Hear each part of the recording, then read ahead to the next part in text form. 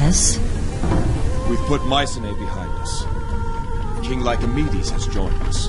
The warrior Achilles and the smith Daedalus are with us too. Lycomedes. There was a time that name filled me with hatred.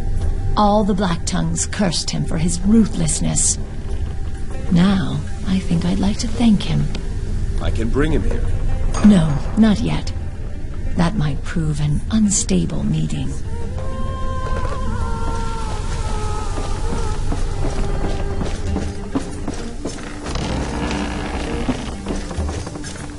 This is a proud ship you have here, Jason. Sturdy, strong. I have Master Argos to thank for it. If I had a ship like this, those 10 years hunting the Black Tongues would have been a lot more enjoyable. What do you think of Achilles? Great warrior, though sometimes he fights for the wrong reasons. I will not fault a man who fights for pride. That is strong. That is what Ares would do. To fight for vanity is something else. He'll figure it out, okay? And he'll be stronger for it. I have a feeling this voyage will do him good. Let me know if you require anything. I take my leave.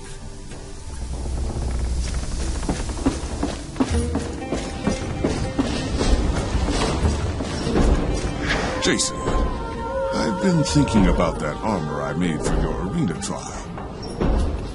Patroclus made me rush to throw something together. It served its purpose then, but I didn't get to finish it the way I would have liked to. Now that I have some time, I'd like to scratch that itch. What do you have in mind? There are two things I could do. First, I could add some additional plating and improve the flexibility of the joints. This would increase the armor's defensive properties and should allow you to swing your weapons more powerfully. The other thing I could do would be to improve upon its existing unique ability. When you strike down your enemies in battle, you will feel a rush of exhilaration and stamina. I could double this effect, I think. So, how would you like me to finish your armor? Increase its existing properties. As you wish. This will just take a moment.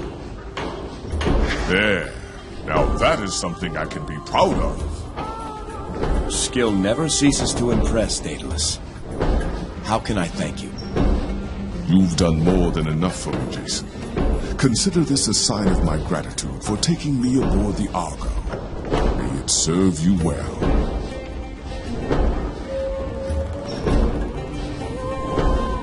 Argos is a genius. He's been showing me some of his craft. The self-working oars, the very latest in Egyptian instrumentation. With his help, we've already installed a small forge. I knew you two would get along. We've been discussing some collaborative projects. I believe there's a way to increase the mechanical advantage of his pulley system. I'm glad to hear it.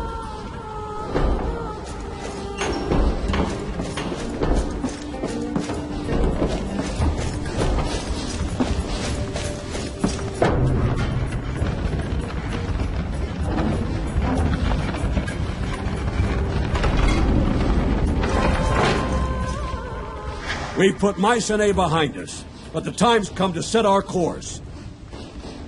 Where to, Jason? We sail for Saria. As you say.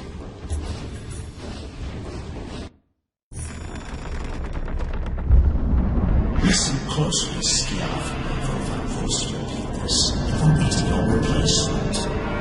I want him dead. I want his shield, and that ship returned to Lotus.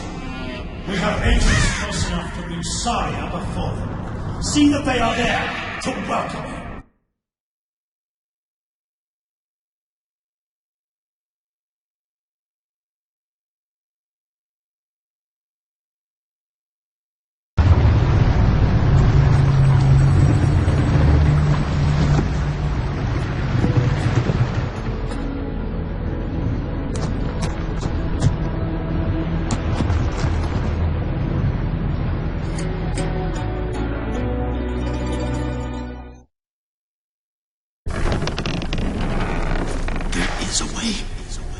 and I will find it.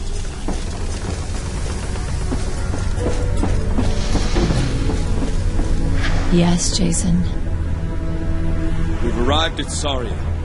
We will go ashore to seek a descendant of Hermes. Saria was once home to a particularly vicious breed of manticores.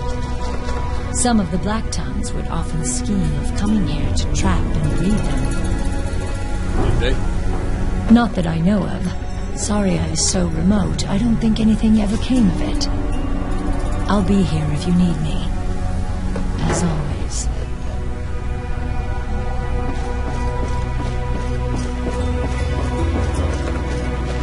Centaurs, eh? Good warriors. Great scouts. Their homeland of Arcadia is a place of constant war. I've never heard of centaurs living away from there.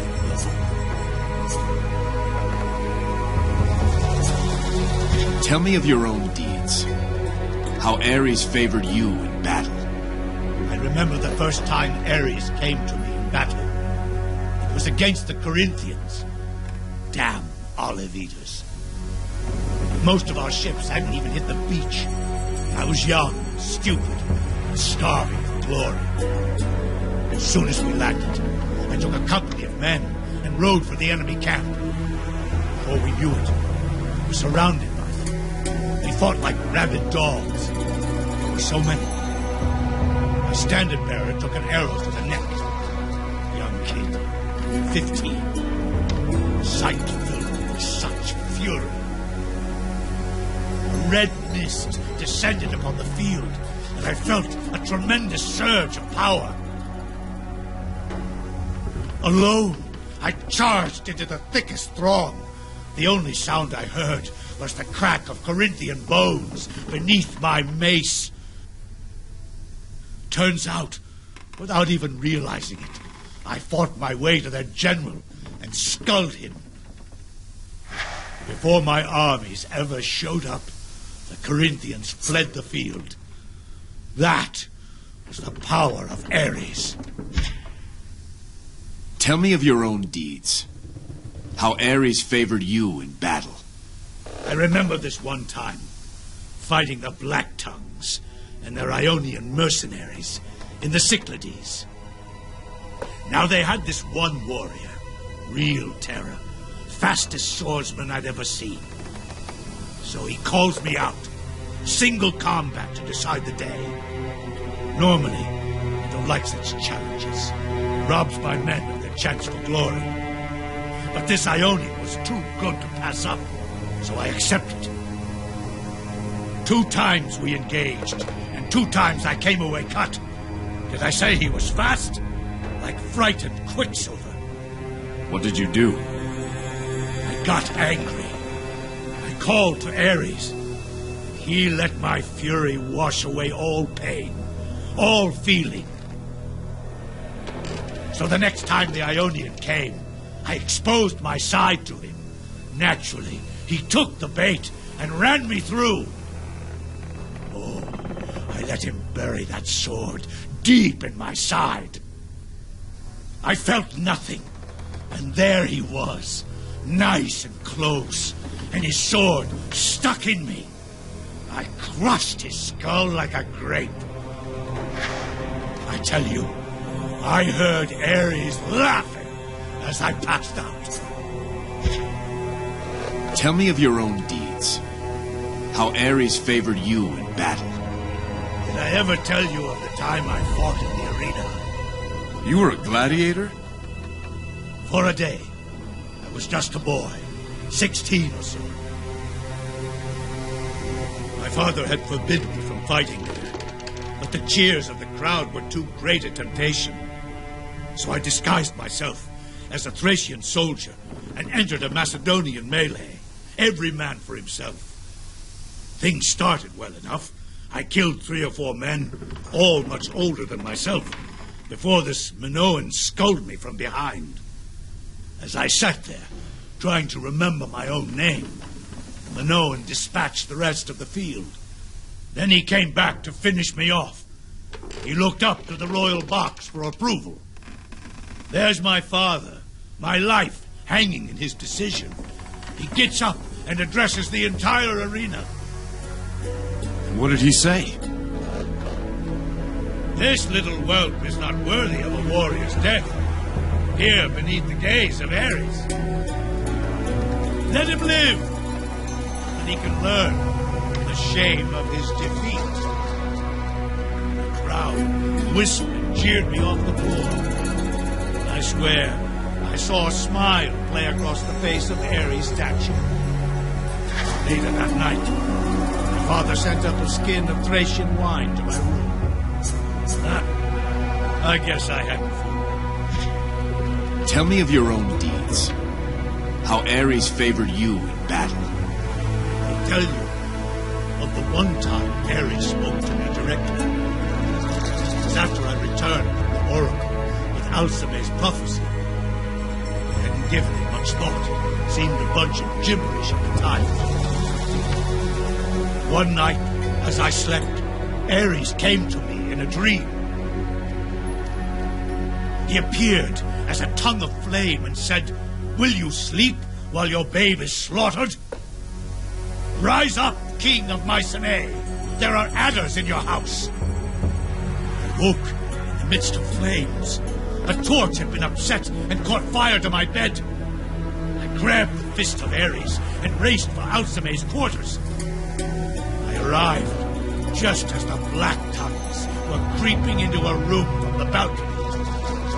Praise Ares for his warning. Yes, I tell you, running to my daughter's room, that was the one and only time I have truly known fear.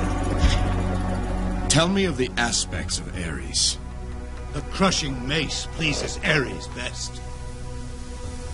With his aspects as your guide, you will fight with power and savagery. Your attacks will smash shields, sunder armor, and stun your cowering foes.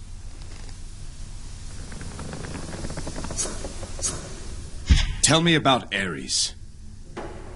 Some men like to sit and ponder, plan for deeds they'll never do. Better a man had never been born than his deeds live only in his mind. Men like you are doers. That's the type of man whom Lord Ares looks upon with favor. What powers does Ares grant his warriors? Ares will delight in feeding your rage, empowering your every blow with divine force. The fury of fire and the force of earth will be at your command. Tell me of the power he can bestow. Call to him upon the field of battle, and he will answer. His power will surge through you, and you will send your enemies flying to the ferryman. The last sounds they will hear will be the crunch of their own bones and the laughter of the chariot rider.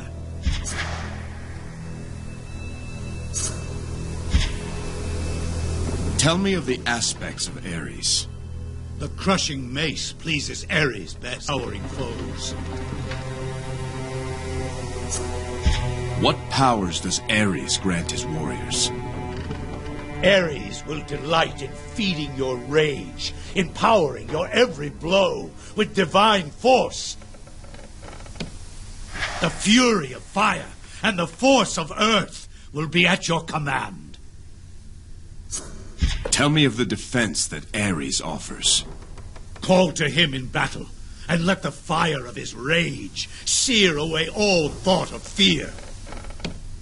Let it burn away everything until nothing is left but a skin of molten rock.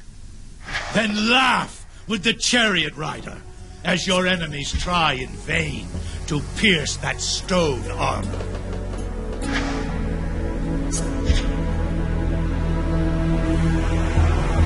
Let me know if you require anything. I take my leave.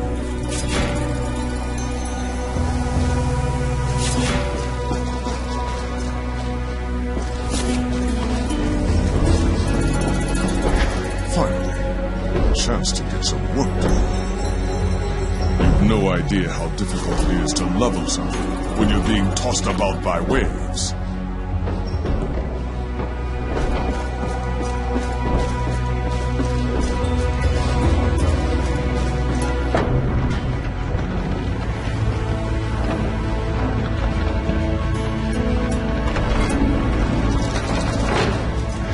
So far, so good. The locals seem, well, they don't seem hostile.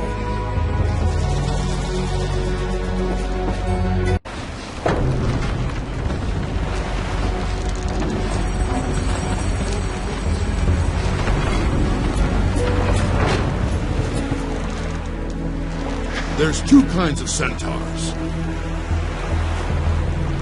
The big kind, they're the warriors and chiefs. Then there's the wee ones, relatively speaking. They're the scouts and runners.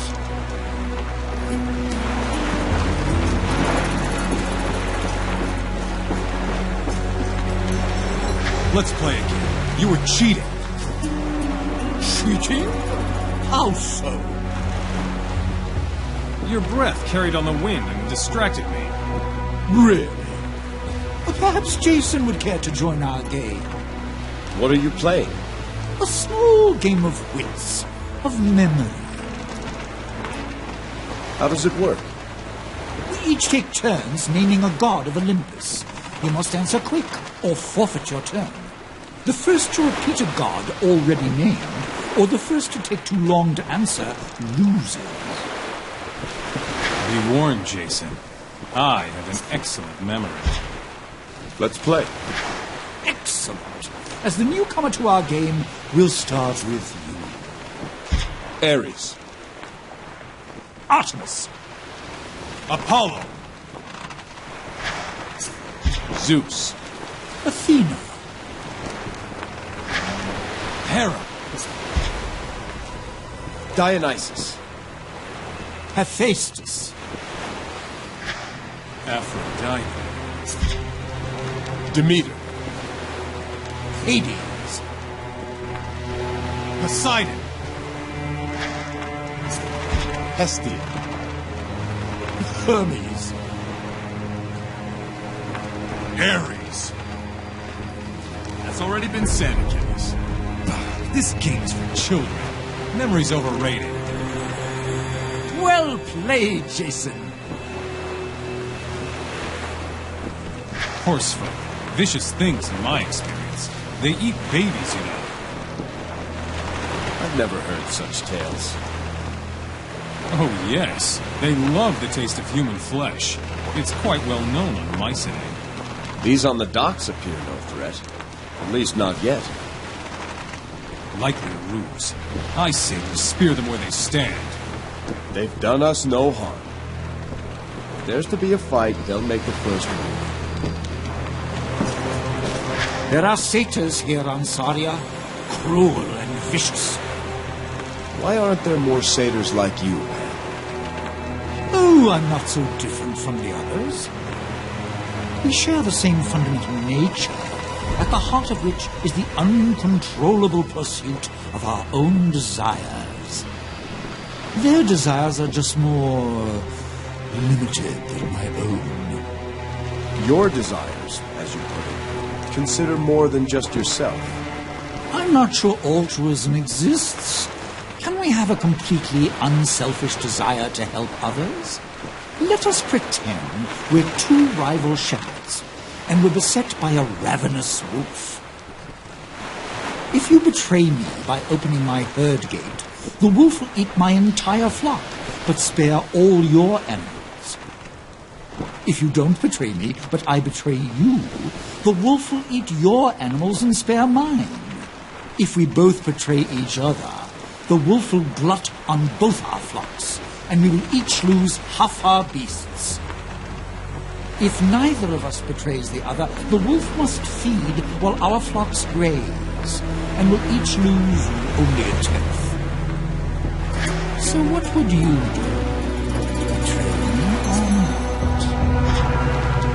I would trust that you don't betray me, so I wouldn't betray you either. But is your trust misplaced?